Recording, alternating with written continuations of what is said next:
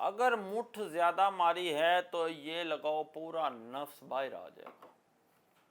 वो नौजवान जिन्होंने मुश्तजनी बहुत किया और वो कहते हैं कि नफ्स छोटा हो गया, नफ्स छोटा नहीं हुआ मेरा वीर, नफ्स अंदर चला गया है। मुठ ज़्यादा मारने की वजह से नफ्स को ऐसी चीज़ नहीं है कि वो वक़्त के साथ साथ छोटे हो जाए। वो बाजू है मेरा जी, ये पहले बड़ा बड़ा था, अब ये आहिस्ता आहिस्ता छोटा होता जा रहा है, मैंने इससे काम बड़ा किया। ऐसा सुना है कभी? ऐसे नहीं होता। नफ्स के साथ भी ऐसा नहीं होता क्या कि नफ्स अंदर की तरफ धंसना शुरू हो जाता है, वापस पीछे की तरफ, क्योंकि आप उसको धंसी अंदर की तरफ रहे हैं। समझ गए हैं? जिस वक़्त आप हाथों से उस पर दबाव डालते हैं, प्रेशर डालते हैं, तो वो पीछे की तरफ धंसना शुरू हो जाता है, रगें उसकी सिकुड़ना शुरू हो जाते हैं। नफ्स की मोटाई का तल्लक रगों के साथ है। अगर उसकी रगें पूरी फूली होंगी, खून सही गर्दिश कर रहा है, उसकी चर्बी पूरी है, तो उसकी मोटाई ठीक होगी। नफ्स की मोटाई के लिए जब भी कोई तिला इस्तेमाल करे वो चर्बी का बना होना चाहिए, ये बात याद रखिएगा, क्योंकि मोटाई हमेशा चर्बी के साथ आती है। समझ गए? अगर ये मेरे जिस्म पे मोटाई होगी तो क्या होगा? चर्बी होगी, चर्बी के साथ मोटाई है। वो तिला जिसके अंदर चर्बी डाली होगी वो मोटाई करेगा, अगर चर्बी नहीं है वो मोटाई नहीं करेगा। समझ आ गई?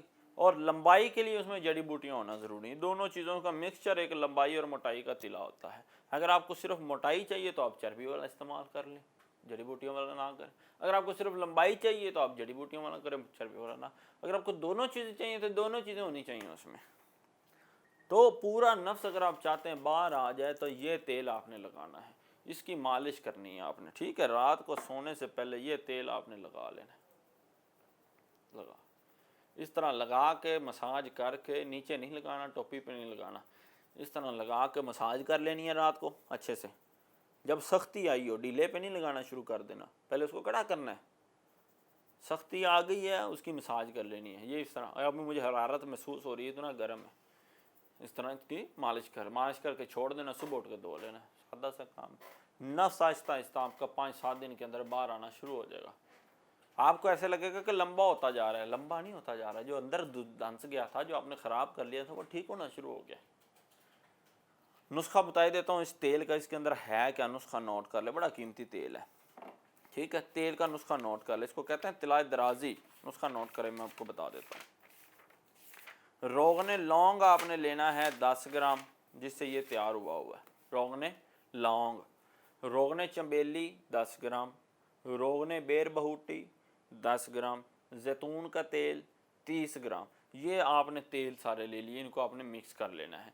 काले तिल लेने हैं, वो पीस के इसके अंदर डाल देने हैं 10 ग्राम। 2 माशे ज़ाफ़रान इसके अंदर डाल देनी है। इसके बाद आपने अकरकरा 2 ग्राम, 2 माशे वो डालना है इसके अंदर। खरातीन जिंक होती है उसके अंदर, सख्ती के लिए बहुत ज़रूरी है। 10 ग्राम खरातीन इसके अंदर डालनी है। 5 ग्राम जलवतरी, 5 ग्राम जायफल। बस ये सारी चीज़ें पीस के पाउडर करके वो तेल के अंदर डालनी है। मिट्टी का कोई बर्तन ले लेना है, उसके अंदर वो तेल डाल के सारी चीज़ें उसके अंदर डाल के आपने उसको हल्की आंच पे पका लेना है। सारी चीज़ों को आपने ब्राउन करना है, जलाना नहीं, काला नहीं करना। तेल को काला हो गया, असर ख़त्म हो गया। प्याज जल गया, फ़ारग हो गया, ब्राउन करना है उसको। उतार लेना है, नथार लेना है, ये आपके पास तेल हासिल हो जाएगा। मसाज का तरीका आपको बता दिया। रात को मालिश करके सो जाना है, सुबह उठ के धो लेना है। नफ्स पूरे का पूरा बाहर। अपना बहुत सारा ख्याल रखिएगा। मुझे इजाज़त दें। अल्लाह।